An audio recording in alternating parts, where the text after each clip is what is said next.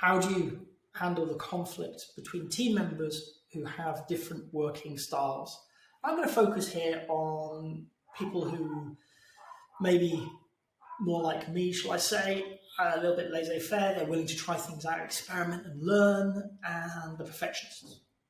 Okay, because it's quite a common one. I've had it a lot of times through my career, and even really good Agile coaches can fall foul of that little habit. I include myself. I've certainly done that in the past. So how do we manage that? We've got some people who are willing to give it a go, work it out, ship something and basically see what happens, versus the people who want us to take some more time, answer more questions, get more detail. Still very much in the Agile world. Let's not call them waterfall or anything. Still very much inside the Agile world, but a more considered pace. How do we work with both of these different work styles within a team? Well, it's very much those foundational pieces that you need to lay, bringing people together, and working out how do we work. Not how do you work and how do you work, but how do we work? Okay? What are our values? Okay? What's our working agreement? And we're going to go through workshops to explore these spaces. What I would love to hear is those two sides coming out and saying, well, actually, I'm quite happy to build something of professional quality, but quickly and ship it, and then learn and respond to that data. And I'm talking every few hours, we can have something out and see what happens. And you've got the people on the other side of the table, so to speak, saying, that's all well and good, but if we spent some more time, we could understand better, we could do a little bit more UX, we could have more tests in place. So instead of every few hours, how about every few days we ship? And clearly, there's no bad side to this. Okay? So what I'm going to do is work with them and say, okay, what are the pros and cons? What can you see? What are the benefits of the other side? Because the likelihood is there isn't conflict here. I'll be honest, very often when we go into these things and we hear, this is a good idea, this is a good idea, actually it's that facilitator, as that person who is very much in a neutral stance. We have that ability to say, can we do both? When is that every few hours an appropriate approach? When is that every few days an appropriate approach? And they're likely going to turn around and say, well, if it's small changes and it's quick and it's really quite safe, and we don't risk brand damage or product damage or losing people, we can use the every few hours approach. Okay. And if there is more risk to it, maybe we want to be more considered, we do want to slow down a bit. And every few days is a more sensible approach. Great. I'll be honest, working styles only cause conflict really when you don't put guardrails around them, when you don't talk about them in context. Okay? Very quick, move fast and break things, kind of the old way of talking in the Agile world, really does set some people's teeth on edge, but it's brilliant for discovery when it's safe to do so. You can move fast, you can try things out. If your product's set up in a way that you can do that safely and successfully, wonderful. At times, though, there's going to be where that more perfectionist approach is sensible and you want to slow down. So as part of your product backlog refinement, there is potentially a conversation about, we've got these different work styles. It may not only be those two, there may be 3 or 4.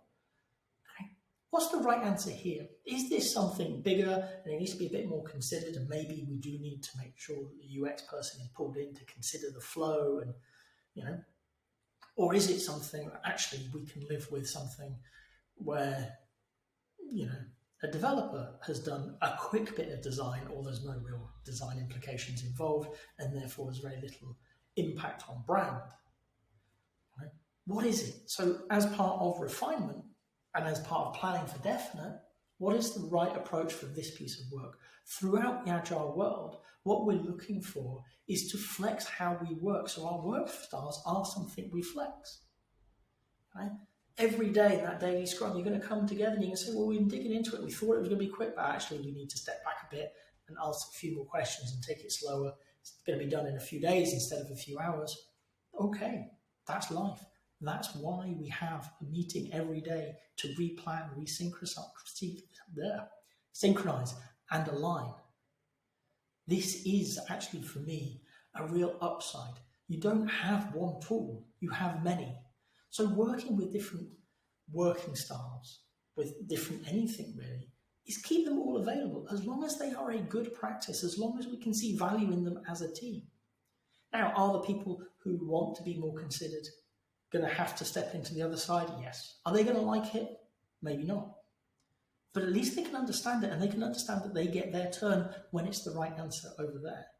Okay? For me, that is actually, it's never been a difficult conversation, because if we've moved on from the do all of the analysis up front and then do all of the design and then do all of the building and then do all of the testing, if we moved on from that old conversation about should we really be doing this waterfall thing into this more agile approach, this iterative idea is right, how quickly can we get around that loop? Very few people push back on as quick as possible. It's just what they think of as possible is. What I'm likely going to be doing over time is helping those people who are more considered to understand there are times when we can move faster. And I'm going to be working with those people who have a preference for moving quickly, that there are times where being a bit more considered is a good idea. There's no wrong here. What we're going to do is work together and work out what the context in which we apply these. And when we're not sure, how do we decide? For me, one of the most important things in the early days of a team, particularly when they're all still playing nice, that you can do, is come up with whatever your decider protocol is. If I end up with conflict and say, oh, we think it's A and we think it's B, how do we make that decision? You're clearly not going to agree. We've been at it for 20 minutes, so how do we make a decision? In the early days of the team, if you've sat down and decided on your decider, it's easy. Okay, we're not going to agree, simple majority vote, hands up. Who's going to go with option A? Okay, who's going to go with option B? A has it, move on. For me, that is a great way, because they're both good ideas. They're both likely good enough to keep moving. And it's more important to move that team forwards than it is to get bogged down in a conflict about something that none of you know, not 100%, the best way to solve it, because that's the nature of what we do. It's uncertain. Take some time, make sure you've got that decider protocol in place. And once you have it, use it. Allow teams to explore. Be comfortable with this idea that different working styles, different working patterns, different personalities, different just about any aspect of our work can be beneficial. Bring them to the table, work out when they're applicable and when maybe something is a better option. Okay? And play within those rules, share them. They form your working agreements, they form your values. Okay? As a team, be clear, and when you're not clear, have a way to make a decision and move forwards.